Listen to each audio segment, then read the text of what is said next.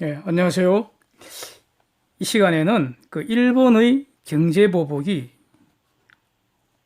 언제까지 진행될지, 그 과정에서 우리 한국의 피해는 어떻게 나타날지 이 두 가지를 중심으로 한번 살펴보고자 합니다. 한국의 경제적 대성공 과정에서 이 한일 관계라는 거, 저는 그 협력적 경쟁 관계였다. 그래서 매우 성공적인 아주 훌륭한 동반 성장 파트너였다고 저는 생각합니다. 한일은 서로 자국의 이익을 위해서 상대방을 잘 활용한 것이고요. 결국에는 한국이 일본의 여러 경쟁 우위 산업들을 하나씩 이김으로써 성장해온 것입니다. 그 과정에서 가장 효율적인 지금의 한일 분업 관계가 형성되었다고 봅니다. 더 넓게는 한미일 이 분업관계 모델도 형성된 거 아니겠습니까? 그런데 그 일본이 한국을 경제보복한다고 합니다. 반도체 핵심 소재 3종류는 이미 7월부터 시행 중이고요. 한국을 백색 국가 리스트에서 제외함으로써 수출상 우대 조치가 사라지고 이거 사실상 제재를 이제 당하는 겁니다.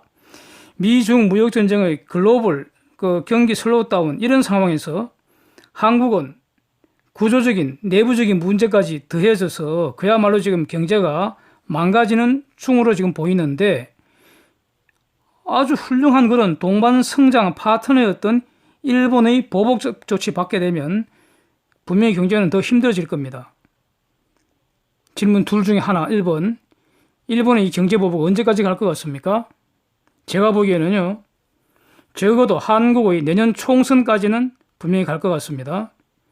일본의 경제보복 이유는 강제징용자 배상 판결과 1965년과 한일 청구권 협정에 대한 문 정권의 태도 때문으로 봅니다.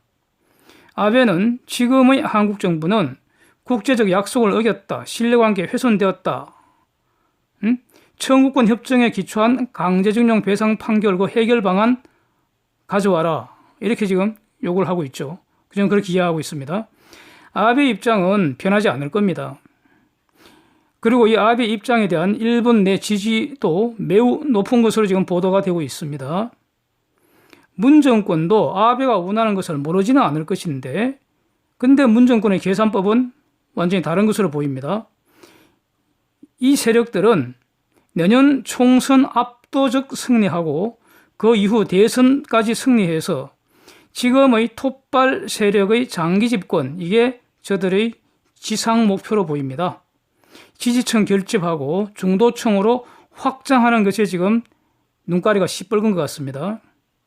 그래서 반일 감정 부추기고 정치적 반대 세력들은 친일파로 매도하여 공격을 하고, 반일 무슨 항일 친일 청산 요걸 고리로 북한 공산당과 연대하려는 그런 아주 더러운 저질스러운 정치적 흉계를 가지고 일본을 자극을 하고 도발을 유도한 거 아닌지, 문제를 해결하는 게 아니라 문제를 더 키우고 해결책을 찾는 것처럼 쏘지는 하지만 사실은 갈등을 정폭하고 기성사실화해서 경제 보복의 장기화를 전제로 대책을 만든다고 지랄을 합니다. 그러면서 세금을 자꾸 쓰겠다는 겁니다. 근본 원인인 일본의 보복 철회를 위해서는 실질적인 노력은 하지 않는 것으로 제 눈에는 그렇게 보입니다. 즉, 종전이 아니라 확전을 준비하고 있는 것으로 보인다는 겁니다. 지금까지 그렇게 보입니다. 간단한 해결책은요, 한일 청구권 협정의 50여 년간 지금 해석해온 그런 틀이 있는데, 그런 해석의 틀 위에서 증용 배상 문제는 일본에게 청구할 것이 아니라 한국 정부가 한국 내에서 해결하면 됩니다. 예? 경제전쟁의 그 손해보다는 이것이 훨씬 저렴할 겁니다. 이건 완전 껌값일 겁니다. 이거는. 이를 제시하면은 일본은 보복조치 철회할 것으로 저는 생각합니다. 문 정권은 그런데 이렇게 못합니다. 안 할 겁니다. 왜냐하면은 이걸 모르는 것이 아니라 이렇게 하면 말이죠, 반일, 항일, 친일 청산이라는 이런 프레임을 활용할 수가 없고, 이를 원하는 지지층 반발할 것이고요. 그 다음에 북한 공산당과 연대의 고리도 사라지는 거 아닙니까? 그렇다고 우파들이 문 정권 지지할 리도 없을 거 아닙니까? 문 정권이 이 안을 수용하는 순간 우파 공격은 분명히 더 거세질 겁니다. 저 덩신이 이제 철들었나 보다 하고요. 그런 못합니다. 지지 세력 간의 분열, 논쟁만 발생할 것이기 때문에 그렇게 되면 총선은 확실히 패배하는 거죠. 총선 확패, 총선 필패 이렇게 되는 겁니다. 그러니 안 하는 것이고 못 하는 것입니다. 그리고 하는 척만 하고 폼만 잡고 회담하자, 대화로 해결하자. 그러면서 대화의 내용은 없는 것 같습니다. 이러는데 아베가 문을 만나 주겠습니까? 징그럽게 사진만 찍고 말이야. 알맹이 없는 소리만 나열하고 일본이 대화에 진정성 없다고 헛소리 나불거리고 선전선동에 활용할 텐데 이런 것을 간파한 아베가 문을 상대 안 하는 것으로 저는 보여집니다. 그래서 최소한 내년 총선까지는 현 상황 지속될 가능성 저는 높다고 봅니다. 질문 두 번째입니다. 일본 경제보복에서 한국이 당하는 피해는 어떻게 될까요?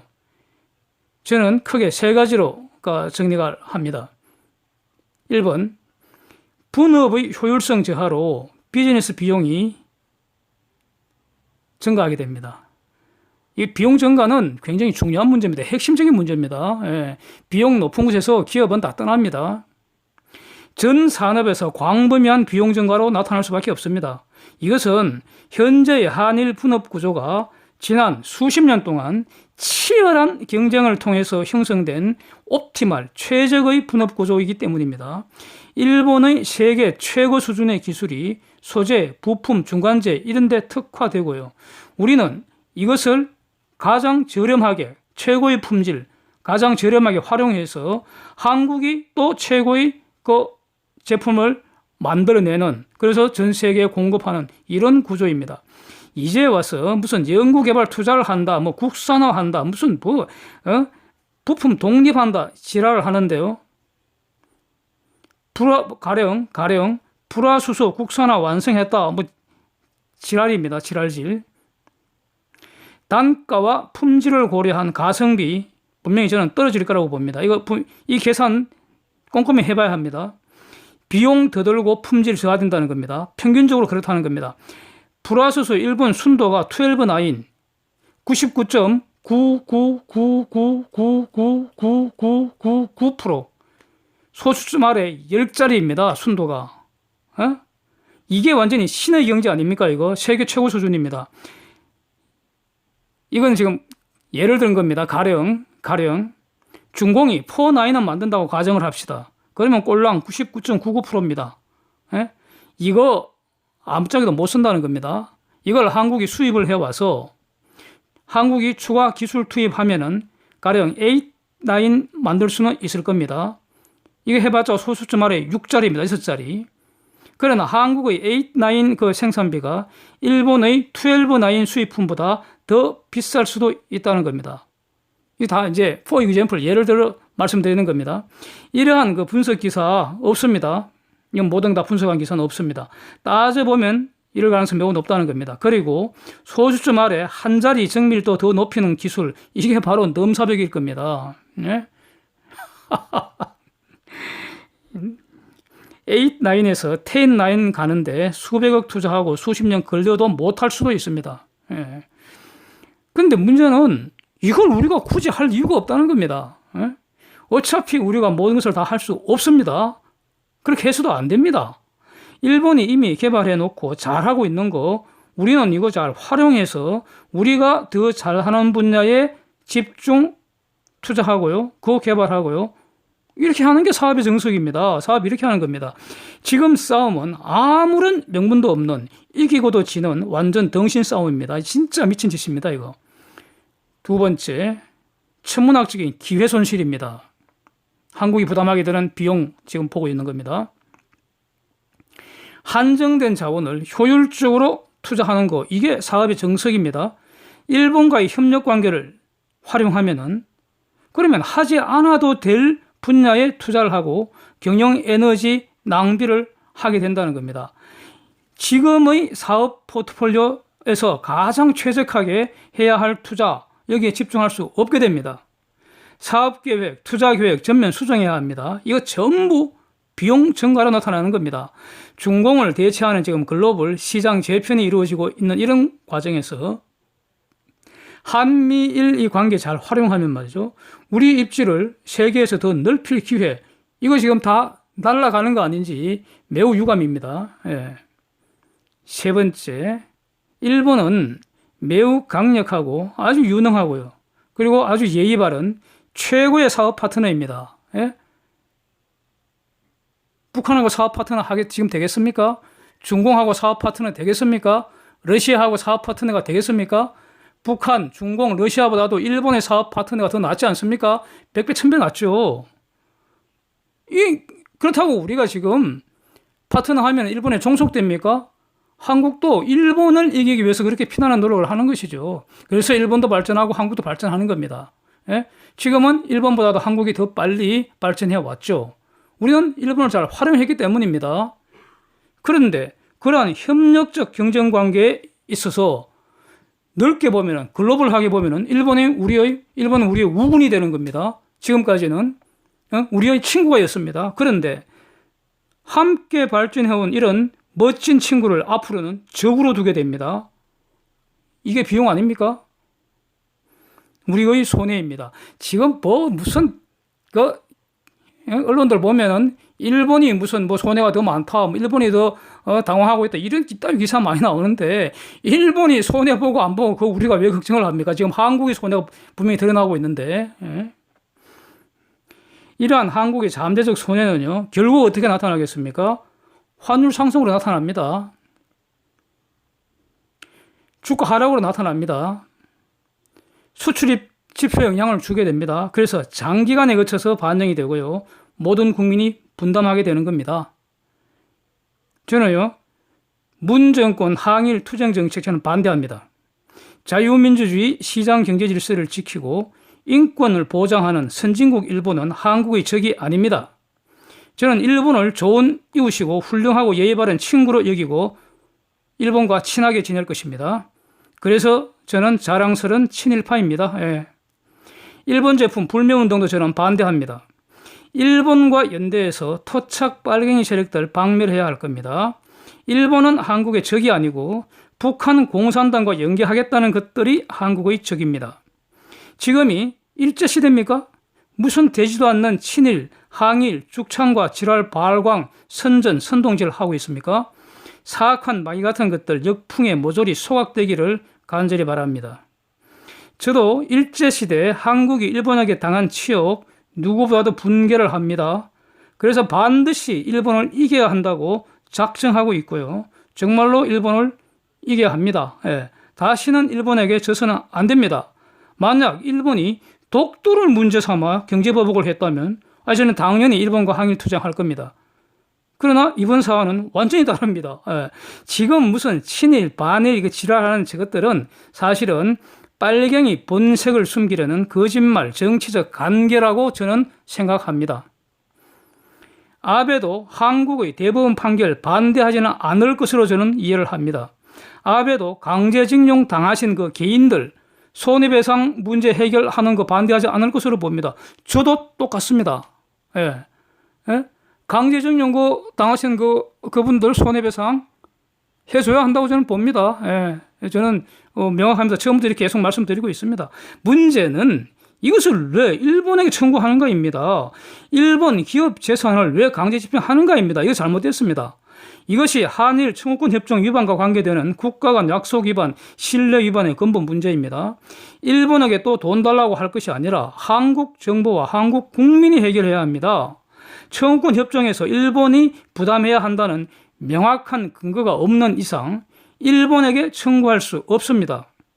일본이 스스로 돈을 더 주면 그럼 우리는 땡큐죠. 고맙죠. 문제는 아베가 싫다는 거 아닙니까? 아베가 100% 틀렸다고 할 수 있습니까? 예? 아니잖아요. 예? 제가 무슨 아베 편들 일이 있습니까? 아베 무조건 편들지 않습니다. 이게 국제관계입니다. 예. 아베가 싫어하는 것을 강제할 수 있는 방법이 없다는 겁니다. 예. 그래서 이 멀쩡한 한일 관계 파탄되고 항일 전쟁한다고 지랄하는데 도대체 문제만 만들었고 문제만 키워놨지 정작 문정권의 해결 방안이 뭡니까? 없잖아요. 위안부 문제도 박근혜 모델이 가장 최선의 가장 좋은 방식이라고 보여집니다. 위안부 문제 일제 불법 행위 명백합니다. 그거 뭐 100% 명백합니다. 저는 거기에 전혀 이의가 없고요. 예. 그래서 어떻게 합니까? 손해배상밖에 더 있습니까? 예? 손해배상 원상회복은 불가능하잖아요. 예? 불법행위 손해배상은 원칙이 원상회복 아닙니까? 아니 그런데 그 위안부 할머니들을 위안부 가기 전 소녀로 돌려놓는 게 이게 원상회복인데 그건 불가능하잖아요. 그러니 어떻게 됩니까? 남는 것은 박근혜 모델밖에 없잖아요. 다른 방법이 없습니다. 제가 보기에는. 있으면 내놔보라고요. 예. 문정권은 대안도 없이 무조건 파탄시켜버린 거 아닙니까? 일본이 돈 내고 치유재단 만들고 그렇게 해결해야 될 거 아닙니까? 영원히 싸우기만 할 겁니까? 다른 해결 방안은 없는 것 같은데 문정권 대안도 없으면서 일단 이 치유재단 해체부터 해버렸습니다. 이건 뭡니까? 무조건 일본과 싸움부터 하자는 거 아닙니까? 박근혜 지지하는 것들은 친일파다. 그래서 항일운동하는 정신으로 친일파 박멸하자. 청구권 협정 이따위로 만든 박정희 말살하자. 이런 흉측한 정치적 관계 아닙니까 이거? 예? 왜 문정권 사악한 친일 반일 짓거리에 반대한다고 우리를 친일파라고 공격을 해야 됩니까 저것들이? 이것이 바로 친일 반일 국민 편갈라서 싸움질 하겠다는 어떤 그 기획했다는 그 증거 아니겠습니까 이거? 방송 캡처한 사진 한번 보십시오. Abe and Moon likely to meet in December. 예? 12월에 한일 정상회담 한다 이런 뉘앙스 같은데 이게 그래서 제가 한번 자세히 봤더니 아마 12월 24일에 한중일 정상회담 중국에서 열려고 지금 협의를 하는 중인 모양입니다. 만약 그게 열린다면은 한일 간의 양자회담도 열리지 않을까 하는 이 정도인데 이 정도의 기사인 것 같습니다. 과연 아베가 문과 양자회담을 할지 저는 의문입니다. 결정적 변수는요. 강제징용 배상 판결 그다음에 청구권 협정 여기에 대해 문정권의 분명한 태도를 아베한테 보내면은 그러면 양자 협상 가능하리라고 봅니다. 그거 없으면 저는 아베가 쳐다보지도 않을 것 같습니다. 예. 한번 두고 보죠. 예. 또 다른 한 기사 보시면은요. 백색 국가와 지소미아 동시 복원하자 이 한국 제안을 아베가 거부했다고 일본 언론이 보도를 했는데 밑에 한번 보시면 아베는 징용 문제가 핵심이라고 분명히 못을 박았습니다. 예? 지금 한국이 이렇게 하고 있는 것들은 다 지금 안건을 빼고 그냥 협의하는 폼만 잡는 겁니다. 예, 눈 가리고 아웅하는 겁니다. 예, 예. 이미 국제사회에서 김정은 수석 대변인이나 이런 쪽팔리는 소리나 듣고 다니는 분을 아베가 만나 주겠습니까? 예, 아베가 원하는 것을 내놓기 전에는 문에게는 눈길도 안 줄 것 같습니다. 한번 두고 보겠습니다. 예. 지금 한국에는요. 정의는 사라지고 우리 편, 너희 편 가리기만 남아있는 것 같습니다. 예. 우리가 하면 모든 것은 적법, 너희가 하면 모든 것은 적폐무리하고 있습니다. 조국이라는 자가 국회에서 떠들어댄 것은 이거 헌법 파괴 행위, 명백히 법률 위반하는 이거 쿠데타 행위 아닌지 지금 의심이 됩니다. 저는 고소 고발된 것만 지금 11건이 넘는다는데 아니 지가 뭔데 감히 국회에서 저지랄입니까? 의혹은 지금 더 정폭만 되는데 마귀 같은 것들은 의혹이 대부분 해소됐답니다. 웃고 말아야지 어떡합니까? 예? 예? 정의는 없고요. 오직 우리 편, 너희 편 가르기만 있습니다. 예. 어떤 분이요 아주 재밌는 뭘 하나 남겼더라고요. 오늘 주가 오른 이유는 재앙정권 망조가 지금 확인이 돼서 드디어 대한민국에 희망이 보였기 때문에 주가가 오른답니다.